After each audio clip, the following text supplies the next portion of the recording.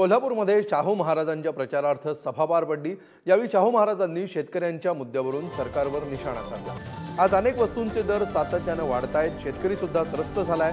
शेतकऱ्यांच्या मालाला हमीभाव मिळण्यासाठी शेतकरी रस्त्यावर उतरतायत, त्यांना न्याय मिळणार कधी असा सवाल शाहू महाराजांनी केला। आपल्या देशातील शेतकरी सुद्धा त्रस्त झालाय।